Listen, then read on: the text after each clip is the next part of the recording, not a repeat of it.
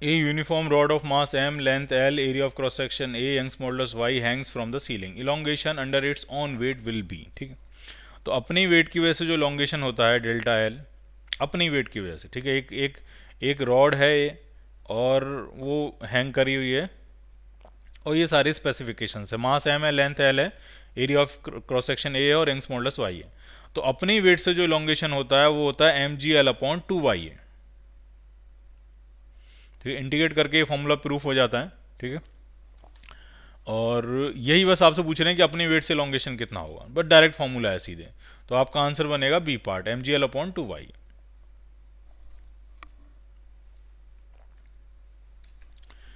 इसमें कह रहे हैं डेंसिटी मेटल की नॉर्मल प्रेशर पे रो है और जब हमने एक्सिस प्रेशर बढ़ाया पी से तो नई डेंसिटी हो गई रो डैश, तो इनका रेशियो पूछ रहे हैं। तो सीधे फॉर्मूला आपको याद रखना है, जो फाइनल डेंसिटी होती है रो डैश वो होती है original density into 1 minus delta P by beta.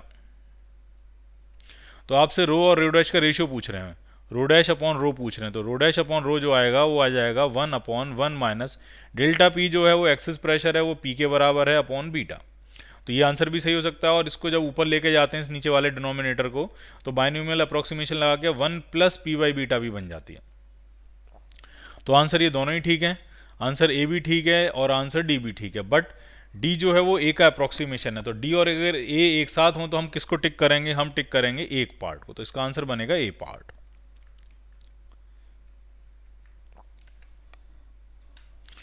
इसमें एक लॉन्ग मेटलिक वायर है और दूसरे एंड पे मासलेस स्प्रिंग है जिसका स्प्रिंग कांस्टेंट के है। तो डायग्राम बना लेते हैं कुछ इस तरह की सिचुएशन, एक मेटलिक वायर है और दूसरे एंड पे एक स्प्रिंग लगाई हुई है जिसका स्प्रिंग कांस्टेंट कितना है के, और इसके फ्री हैंड से एक मास एम एम हमने हैंग कर दिया है और थोड़ा सा खींच के छोड़ दिया, तो टाइम पीरियड पूछ रहे हैं कितना हो। तो सिंपली बात सिंपल है कि हम दोनों का नेट स्प्रिंग कांस्टेंट के फाइंड करेंगे। तो हर इलास्टिक रॉड एक ऐसी स्प्रिंग की तरह बिहेव करती है जिसका स्प्रिंग कांस्टेंट होता है वाई ए बाई एल। ठीक, तो उसका के नेट निकालेंगे, तो क्या फॉर्मूला बनेगा, 1 by K net is equal to 1 by K one plus 1 by K two Y A by L, ये के नेट आ जाएगा। और के नेट पता लग गया तो टाइम पीरियड लिखने में कोई दिक्कत नहीं, टाइम पीरियड हो जाएगा आपका 2 pi under root M by K, और के की वैल्यू यहाँ से डाल देते हैं, के की जगह के नेट डालेंगे, तो के नेट की वैल्यू उठा के यहाँ से यहाँ डाल देते हैं। आप चाहो तो इसमें एलसीएम भी ले सकते हो, एलसीएम कितना आ जाएगा वाई ए के यक, और यहाँ बनेगा वाई ए प्लस ये बनेगा के एल। ठीक, तो सारी वैल्यू डाल दे रहे हैं, तो टाइम पीरियड कितना आ जाएगा 2 pi under root M upon, तो ये आ जाएगा वाई ए के और ऊपर आपका बन जाएगा Y A plus K L. So your answer is B part.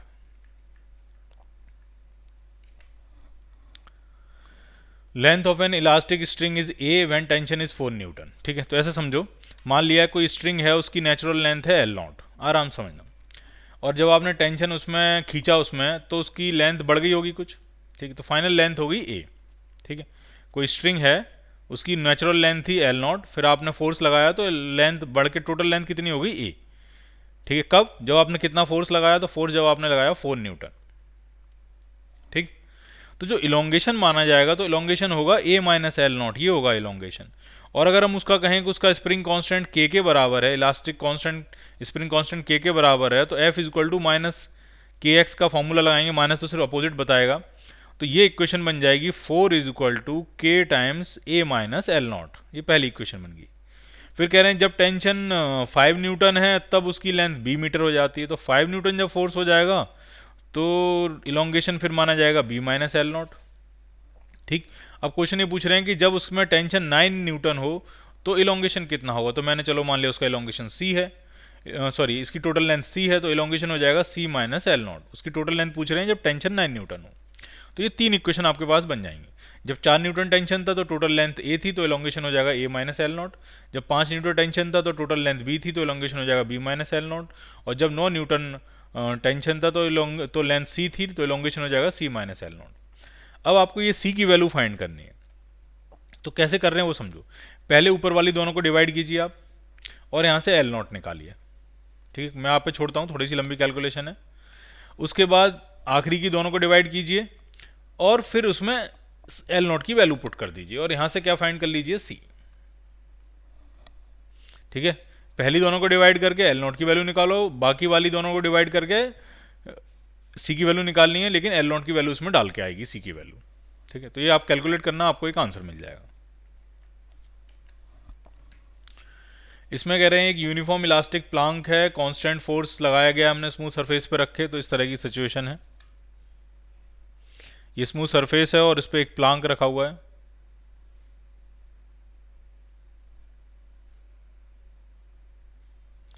Smooth surface पे फोर्स कितना लगाया हमने, एफ, और सरफेस का एरिया दिया है एस, यंग्स मॉडुलस दिया है आपको ई, और स्ट्रेन पूछ रहे हैं, स्ट्रेन कितना प्रोड्यूस होगा, डेल्टा एल। ठीक है, डेल्टा एल कितना प्रोड्यूस होगा। ठीक, तो इसमें जो फॉर्मूला एप्लीकेबल होता है, अगर हम ढंग से समझना, अगर मैं रॉड पे बैठ जाऊं, ठीक, तो ये नॉन इनर्शियल फ्रेम हो गया। ठीक है, नॉन इनर्शियल फ्रेम होगा, अगर इसका मास m है, अगर इसका मास मान लेता हूं मैं m, ये नॉन इनर्शियल फ्रेम हो गया जिसका एक्सेलरेशन बनेगा f/m, और हर पार्टिकल पे सूडो फोर्स कहां लग रहा होगा, पीछे की तरफ लग रहा होगा, हर पार्टिकल पे सूडो फोर्स पीछे की तरफ लग रहा होगा। और ये बिल्कुल सिचुएशन वैसी है कि अगर आपने एक रॉड को हैंग कर दिया है ग्रेविटी में, तो हर पार्टिकल पे जो mg है वो कहां लग रहा होगा, नीचे की तरफ। तो उस केस में जो इलोंगेशन का फॉर्मूला आया था वो आपका आया था mgl/2y है। तो अगर इसी से इंस्पायर होकर इसमें अगर हम इलोंगेशन का फॉर्मूला लिखें डेल्टा एल, तो mg नहीं लिखा जाएगा, ma लिखा जाएगा, क्योंकि सूडो फोर्स ma लग रहा होगा, तो ये आएगा mal/2y है। इस डायग्राम में और इस डायग्राम में कोई अंतर नहीं है इस ऑब्जर्वर के रिस्पेक्ट में। इस ऑब्जर्वर के रिस्पेक्ट में ये जो वायर होगा ये कहाँ जाएगा, रेस्ट में, और हर किसी वायर के एलिमेंट पे ma का पीछे की तरफ फोर्स लग रहा होगा। बिल्कुल सिचुएशन यहाँ पे कि अगर यहाँ पे कोई ऑब्जर्वर है तो ये वायर वैसे ही रेस्ट में है, और इसमें इसके रिस्पेक्ट में हर किसी पे mg का नीचे की तरफ फोर्स लग रहा होगा। तो ये सिचुएशन और ये सिचुएशन एकदम आइडेंटिकल है, तो इसका जो फॉर्मूला हमने बनाया वो हम इसमें डायरेक्टली अप्लाई कर रहे हैं। ठीक है, तो mal/2y हो जाएगा, और ma की वैल्यू क्या डाल सकते हो आप, f, तो ये बना fl/2y है। यंग्स मॉडुलस उन्होंने दिया है E और एरिया ऑफ क्रॉस सेक्शन दिया है S, तो F L कहाँ गया, अच्छा स्ट्रेन पूछ रहे हैं। ठीक है, तो स्ट्रेन तो जो डो होगा वो डेल्टा L/L होगा, जब आप डेल्टा L/L निकालोगे तो F/2y, y की जगह क्या लिखना है आपने E, और एरिया की जगह क्या लिखना है आपने S, तो ये आपको आंसर मिलेगा बी पार्ट। तो इसमें जो समझने वाली बात यह है कि आपने जैसे हैंग किया है और वैसे ही अगर ये ऑब्जर्वर बैठा है तो इसके रिस्पेक्ट में, और ये दोनों सिचुएशन जो है वो आइडेंटिकल है। इसमें force weight mg gravitational field g में है ये नीचे की तरफ, और ये इसमें एक्सेलरेशन का फील्ड a है जो कि सूडो फोर्स ने क्रिएट किया है। अगला क्वेश्चन करते हैं। इसमें क्या है कि एक यूनिफॉर्म प्रेशर P हमने एक्सर्ट किया है किसी सॉलिड पे, टेम्परेचर T पे, क्यूब है, जिससे उसका वॉल्यूम कम हो गया होगा डेफिनेटली। फिर कह रहे हैं कि हम टेम्परेचर कितना बढ़ा दें ताकि उसका ओरिजिनल वॉल्यूम वापस आ जाए, जितना कि प्रेशर अप्लाई करने से पहले था। तो हम दोनों चीज़ें निकालेंगे। ठीक है, मान लिया उसका ओरिजिनल वॉल्यूम क्यूब है, क्यूब जैसा बना लेते हैं, ओरिजिनल वॉल्यूम V था, तो जैसे आपने प्रेशर P अप्लाई किया चारों तरफ से तो वॉल्यूम इसका कम हो जाएगा। कितना कम हो जाएगा, तो वो हम कैसे निकालेंगे, वर्क मॉडुलस की डेफिनेशन से, वो आएगा -ΔP/ΔV/V। तो यहाँ से डेल्टा V जो आ जाएगा वो आ जाएगा -ΔP, P के बराबर है, और V ऊपर पहुँच जाएगा ये, और ये आ जाएगा बल्क मॉडुलस, इतना वॉल्यूम कम हो जाएगा। माइनस साइन ये बता रहा है कि वॉल्यूम क्या हो जाएगा, इतना डिक्रीज हो जाएगा। अब अगर आप हीटअप करोगे थर्मल एक्सपेंशन की वजह से वॉल्यूम बढ़ेगा कितना, डेल्टा V डैश मैं लिखता हूँ, तो वो हो जाएगा V∑ΔT, टेम्परेचर है ये, डेल्टा T क्या है आपका, टेम्परेचर, इतना वॉल्यूम बढ़ जाएगा। और आप ये चाहते हो कि जितना वॉल्यूम कम हुआ है उतना ही बढ़ जाए, नेट में change, delta volume net, delta V net आप चाहते हो 0 हो जाए, तो जितना कम हुआ है -PV/β उतना ही बढ़ जाए, तो +V∑ΔT, और ये सब टोटल क्या हो जाए 0। तो ये V और V तो कॉमन लेके 0 में चला जाएगा, तो यहाँ से जो डेल्टा T आने वाला है वो आपका आने वाला है P/β × गामा। गामा जो होता है वो क्या होता है, तो गामा जो होता है वो वॉल्यूम एक्सपेंशन कोफिशिएंट होता है, और यहाँ पे उन्होंने दिया लीनियर एक्सपेंशन कोफिशिएंट अल्फा।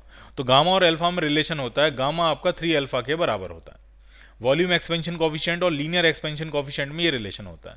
तो आपका आंसर क्या बनेगा, आपका आंसर बनेगा P/β, बीटा बल्क मॉडुलस है, ठीक, इंटू 3α।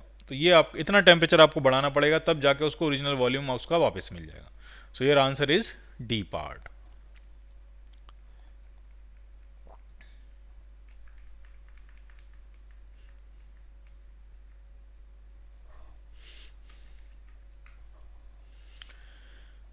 अगला क्वेश्चन करते हैं। इसमें क्या है, एक ब्लॉक है W वेट का, उसको हमने हैंग किया है एक स्ट्रिंग से। ये स्ट्रिंग दिख रही है, 60 सेंटीमीटर लेंथ की स्ट्रिंग है ये, और उसमें इलोंगेशन जो आया वो आया 9 सेंटीमीटर का। ठीक है, जो इलोंगेशन आया डेल्टा एक्स वो आया 9 सेंटीमीटर का। ठीक, डेल्टा एक्स। इसका स्प्रिंग कांस्टेंट मैं के मान लेता हूँ। इसका स्प्रिंग कांस्टेंट कितना है, के। फिर आपने क्या किया, आपने इस स्प्रिंग को काट के दो स्प्रिंग में कन्वर्ट कर दिया। एक की लेंथ 40 सेंटीमीटर, एक की लेंथ 20 सेंटीमीटर है, और फिर से वही W वेट हैंग किया और टोटल इलोंगेशन पूछ रहे हैं। तो हम क्या करेंगे, हम इसका K1 निकालेंगे, इसका K2 निकालेंगे, और K1 और K2 को पैरेलल में ऐड करके K नेट निकालेंगे, और फिर फोर्स बैलेंस कर देंगे। ठीक है, तो पहले K1 K2 निकालते हैं। मान लिया इसका K1 है और इसका मान लिया K2 है। ठीक है, तो K1 K2 कैसे निकालेंगे वो समझो। स्प्रिंग जब भी कट करते हैं तो K इंटू एल का प्रोडक्ट जो है वो कांस्टेंट रहता है। ठीक है, तो पहले वाले में K डालेंगे तो लेंथ कितनी है 60 सेंटीमीटर, दूसरे वाले में K1 डालेंगे तो लेंथ कितनी है 40 सेंटीमीटर, तीसरे वाले में K2 डालेंगे तो लेंथ कितनी है 20 सेंटीमीटर। तो यहाँ से अगर हम कैंसिल करेंगे और K1 निकालेंगे इन दोनों को इक्वेट करके, तो ये आ रहा है 3K/2, और K2 जो आएगा पहले और तीसरे वाले को इक्वेट करके वो 3K आ जाएगा। और दोनों पैरेलल में है तो पैरेलल में जो K नेट बनेगा वो आपका बनेगा K1 plus K2। So it is 3K/2 plus 3K, तो ये बन गया 9K/2। ठीक, और मान लिया इसमें एलोंगेशन डेल्टा एक्स डैश है, तो ऊपर जो फोर्स लगेगा वो लगेगा K net into delta x dash, और नीचे जो लगेगा वो W लगेगा।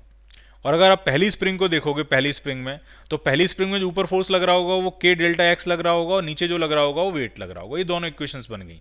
ये जो इक्वेशन है ये इसको सेकंड कह देता हूँ कि ये दूसरे वाले सेटअप की है, ये पहले वाले सेटअप की है। अब दोनों ही अगर W के बराबर हैं, राइट हैंड साइड दोनों की बराबर है, तो लेफ्ट हैंड साइड भी बराबर होगी। तो लेफ्ट हैंड साइड भी बराबर कर देते हैं। K नेट तो K है, डेल्टा एक्स कितना है 9 सेंटीमीटर, सेंटीमीटर में डालते हैं आंसर सेंटीमीटर में आ जाएगा, और K नेट जो है वो कितना है 9K/2।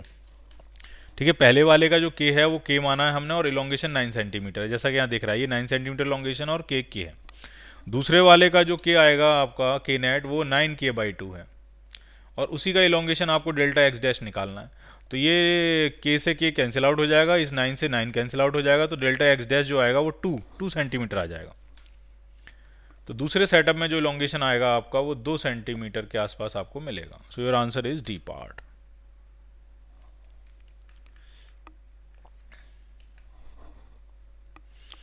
इसमें एक रेक्टेंगुलर फ्रेम है, उसको हम सिमेट्रिकली सस्पेंड कर रहे हैं, दो स्ट्रिंग से इक्वल लेंथ की हैं, और 3 तरह से हमने सस्पेंड किया है, और टेंशन पूछ रहे हैं मिनिमम किस में होगा।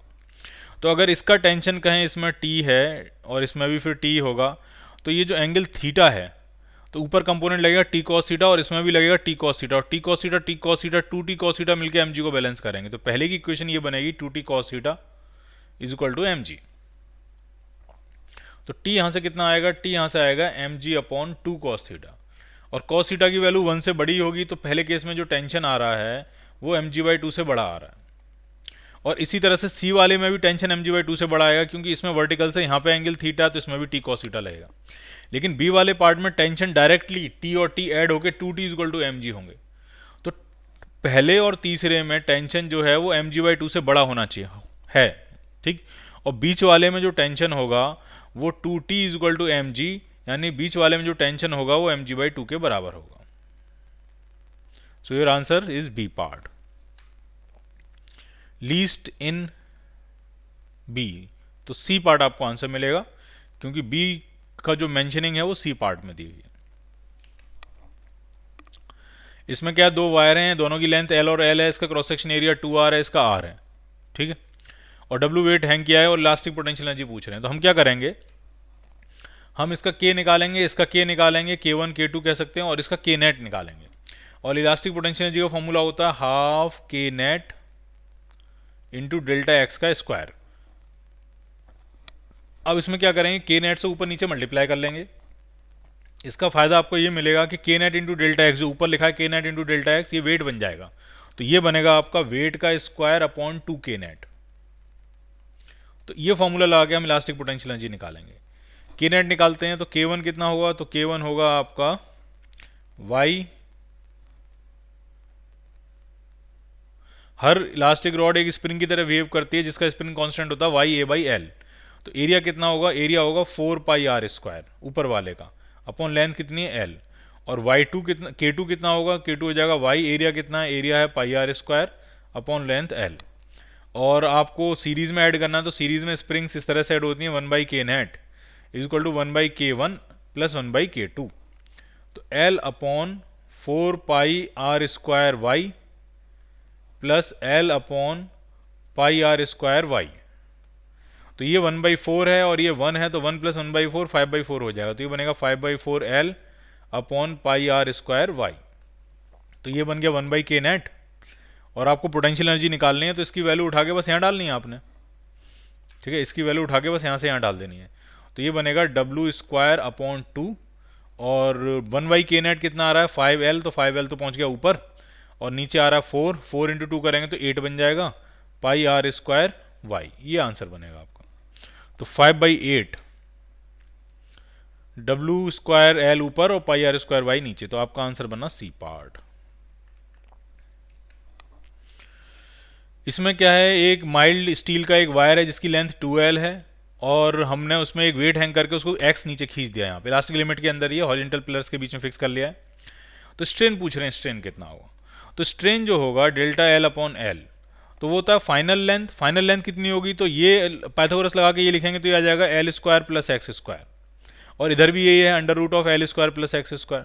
तो फाइनल लेंथ जो आ गई वो आ जाएगी 2 times √L² plus x², minus initial length कितनी है 2L अपॉन ओरिजिनल लेंथ कितनी है 2L। ये आपसे पूछ रहे हैं, ठीक। तो इसमें ऐसा करते हैं, इसमें से 2L कॉमन ले रहे हैं, L कॉमन ले रहे हैं, तो ये आएगा 1 प्लस x²/L² की power half minus 2L upon 2L। तो 2L कॉमन लेके अगर हम कैंसिल करेंगे तो ये आपका आ जाएगा 1 प्लस x²/L² की पावर हाफ माइनस 1। और इसमें हम लगाने जा रहे हैं बाइनोमियल अप्रोक्सीमेशन, तो ये माइनस, ये जो हाफ है पावर ही अंदर मल्टीप्लाई हो जाएगी, तो ये आपका आएगा 1 प्लस x² अपॉन 2L², और ये -1 से +1 कैंसिल आउट, तो ये जो बच गया ये बनेगा आपका strain. So your answer is a part answer मिलेगा आपको।